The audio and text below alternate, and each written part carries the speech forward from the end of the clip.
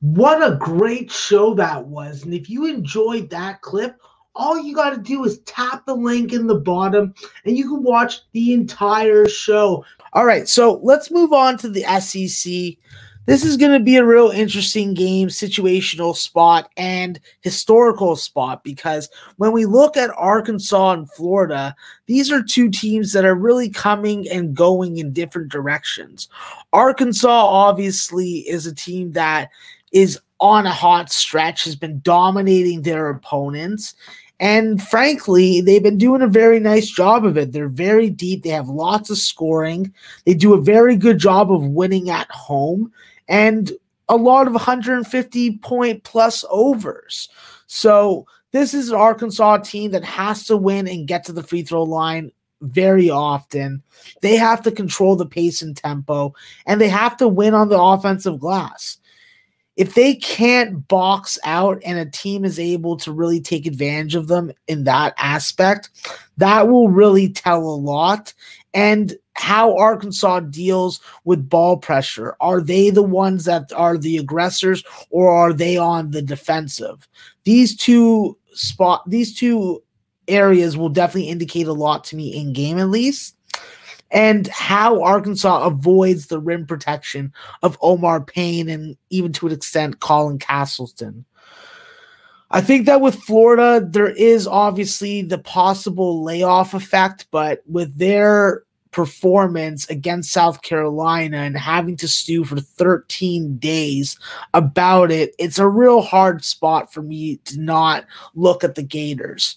I think that before that South Carolina blemish, the team was on a 4-game winning streak and made it back into the top 25 for the first time since 2019. So it's not like they weren't on a roll. They had a hiccup, and then they had a 13-day layoff to think about it, to dwell on it, to obsess about it, to get angry about it, to get revenge ready about it.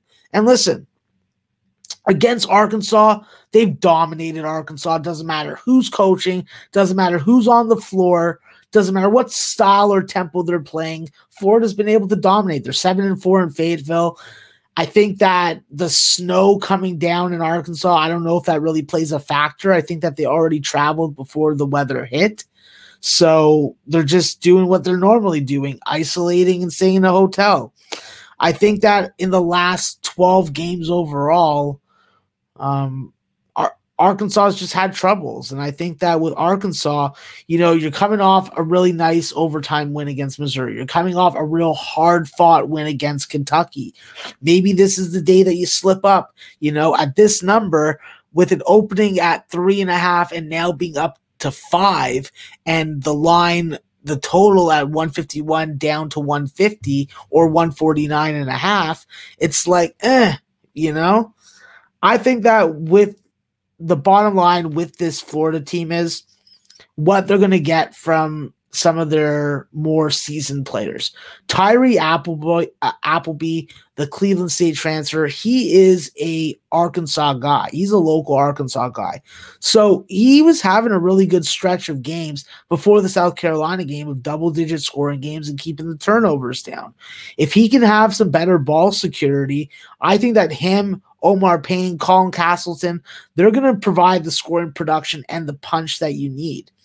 The question is, are you going to get something from your bench? Scotty Lewis and Anthony Durgee, who is Florida's probably best all-around player, just hasn't brought the consistency and energy that you need to solidify your spot in the rotation. I think by the numbers, Florida has a first half advantage of at least 5 points in conference. So if they do get off to a good start, it is going to set well for the full game. And simply put, while Arkansas has been very high scoring, Florida's been more efficient and just as high scoring. So obviously I like the more efficient teams.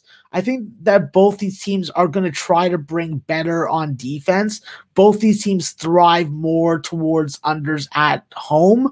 But I think Florida is going to be angry, looking to dish out some revenge. And by beating Arkansas, not only they can do something that they know how to do and they've done well, they can possibly get back into the top 25. I think that Arkansas definitely could win this game, but at this number, the values with Florida. So I'm going to take Florida +5, and I'm also going to take the over in the game. So let's do a little line shopping. So 5 and 150, 5 and 150, 5 and 149.5. What else we got here? Well, I got a 4.5 there.